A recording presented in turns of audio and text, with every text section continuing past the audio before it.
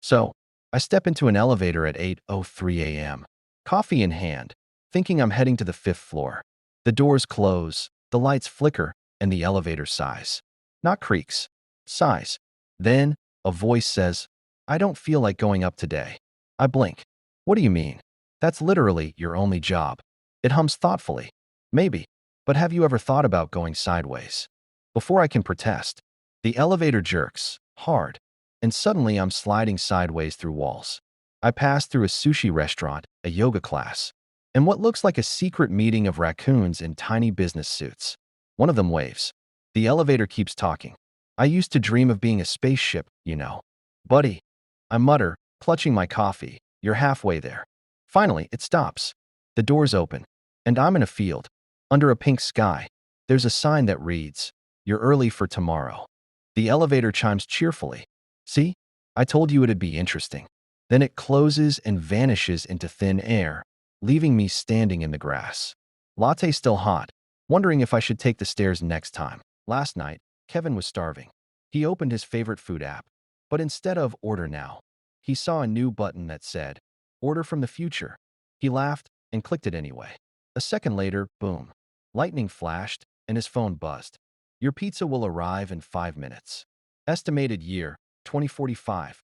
He thought it was a prank, until the doorbell rang. A drone hovered at his doorstep, holding a glowing pizza box. The label said, "Quantum pepperoni. Warning, do not reheat." Kevin opened it, and the pizza was floating, literally hovering over the box. He took a bite and instantly saw visions of flying cars, robot dogs, and a message. "You've changed the timeline." Suddenly, his phone started melting. His TV turned on by itself, showing future Kevin, bald and wearing a shiny silver jumpsuit, yelling, "Don't eat the second slice." But of course he did. Now it's 2045. Kevin's delivery job? Sending pizzas back in time to hungry people who can't resist weird buttons. So if your app ever says, order from the future, maybe just make a sandwich.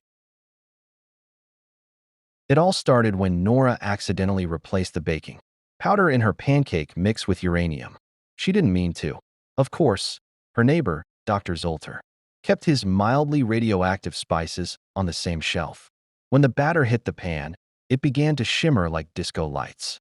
Suddenly, the kitchen floor opened up into a swirling portal that smelled faintly of maple syrup. Nora, her cat whiskers, and half a stack of unfinished pancakes were sucked in. They landed in a dimension where breakfast foods ruled supreme. Sentient waffles rode bacon horses. Omelets debated politics. A French toast queen demanded to know why Nora had trespassed upon her golden griddle kingdom. Thinking fast, Nora offered her last pancake as a peace treaty. The queen tasted it, gasped, and declared it the most divinely unstable pancake in all realities. As a reward, Nora was sent home, along with a royal decree forbidding toast from ever mocking pancakes again. Back in her kitchen, the stove was smoking gently. Dr. Zolter popped his head in. "Nora," he said, "did you just open the breakfast multiverse again?"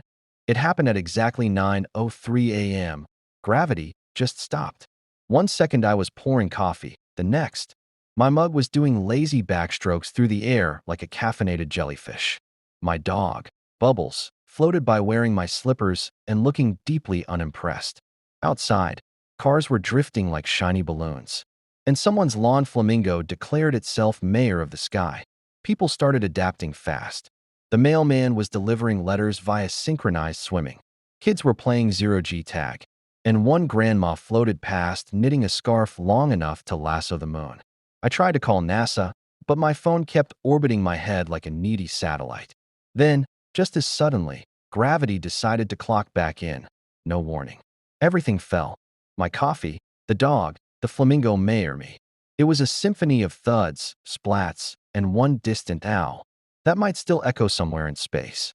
When it was all over, I looked around at the upside-down chaos and said, next time, I'm investing in a seatbelt for reality.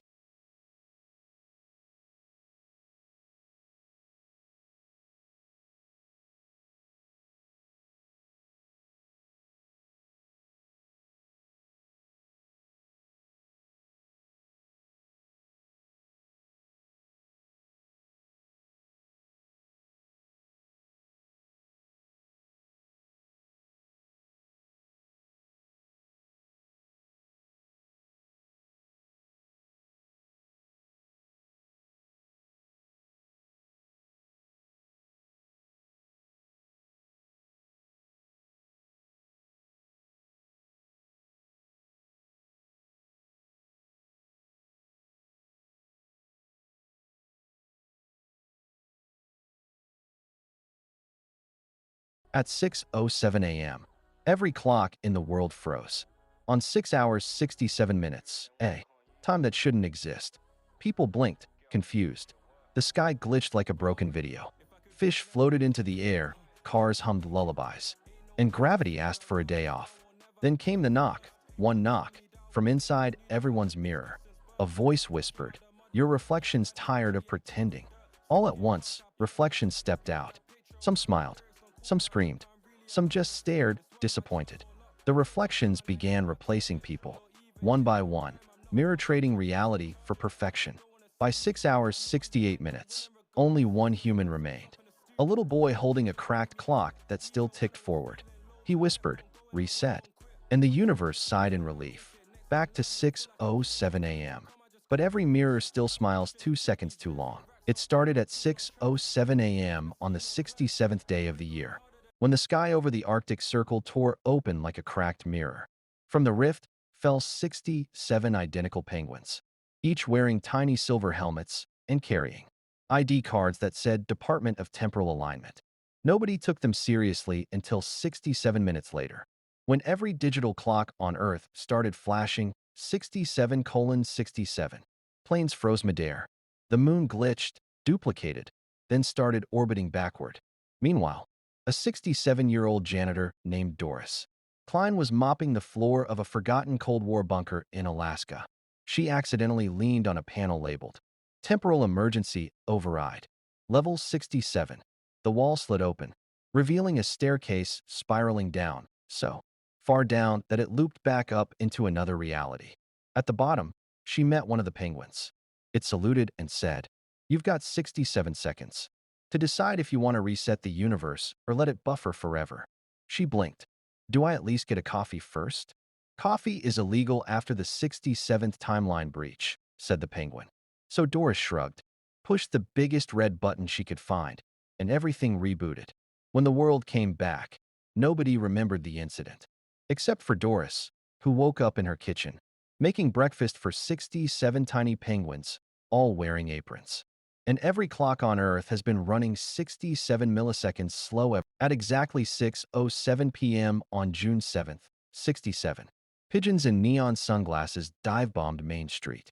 Nobody noticed until one of them stole the mayor's toupee mid-speech. That's when the sky cracked open and a giant vending machine descended, blaring disco music. It demanded 67 quarters to save the timeline. Everyone panicked, except Grandma June, who calmly fed at 66. Short one, the machine rumbled.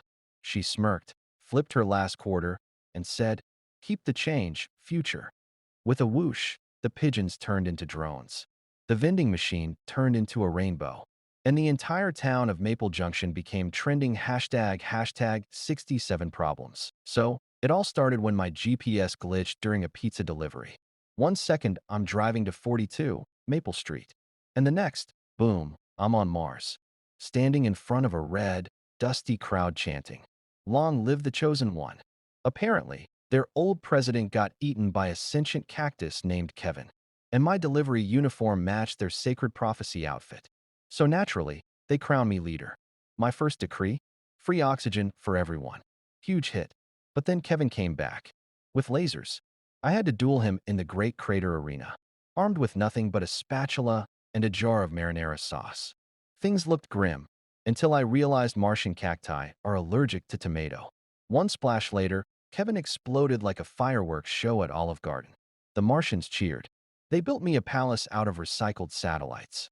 I ruled for 3 glorious days until NASA accidentally sucked me back to Earth during a routine rover update. Now every time I see a cactus, it salutes me.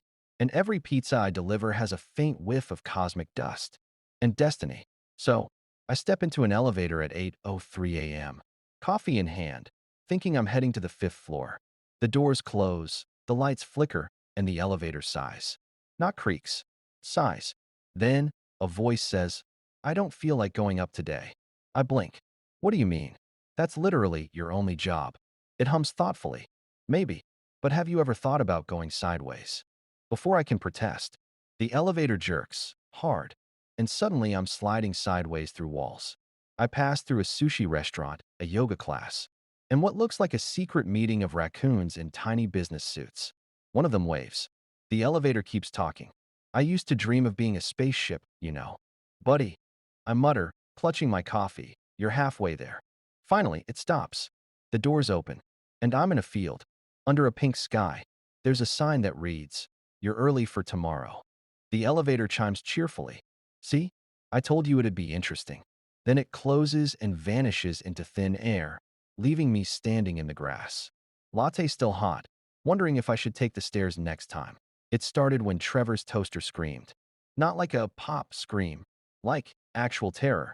He jumped out of bed, tripped on a cat that wasn't his, and crashed into a man in a tuxedo holding a unicycle.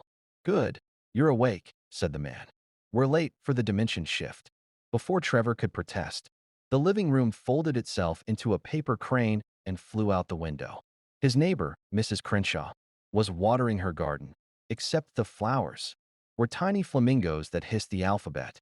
"Morning, Trevor," she chirped. "Lovely day for chaos, isn't it?" Trevor decided he was either dreaming or having a stroke. But before he could pick one, the tuxedoed man handed him a jar labeled Spare Tuesdays. "Whatever you do," the man warned, "don't open this unless it's already tomorrow." Naturally, Trevor opened it immediately. There was a pop, a flash of lime green lightning, and suddenly he was sitting in a boardroom surrounded by lizards in business suits. One adjusted its tie and said, "We're terribly sorry, but you've just been promoted to assistant reality manager." Trevor looked at the stack of paperwork, forms titled Existence Stability Reports and Paradox Reimbursement Requests. He sighed. "Fine, but I'm taking my lunch break in this universe." And somewhere, far away, a toaster screamed at precisely 6:07 a.m. on a Thursday. That smelled like burnt toast and regret. The moon crash-landed in my backyard. Not the whole moon, just a chunk the size of a Volkswagen Beetle, glowing like a disco ball on caffeine. My neighbor, Mrs. Fernandez, thought it was a UFO. Her cat thought it was a new litter box. I thought, well, that's gonna mess up my lawn. Before I could call NASA, the moon rock hatched. Out popped a glowing lunar pigeon wearing what looked like a tiny astronaut helmet. It blinked twice, saluted me with its wing, and started cooing in Morse code. My smartwatch translated, "Take US to your leader, but bring coffee." Next thing I know, a convoy of Teslas pulls up. Out steps Elon Musk, eating a Pop-Tart and muttering about unplanned lunar logistics. He offers me 3 Dogecoin for the rock. I counter with lifetime Wi-Fi and a flamethrower. Deal. But before Elon can load it up, the lunar pigeon snatches the fragment, flaps once, and blasts off like a bottle rocket, straight through the clouds, leaving behind a crater shaped exactly like a smiley face. Mrs. Fernandez still swears it winked at her. I still can't mow the lawn without my shoes glowing in the dark.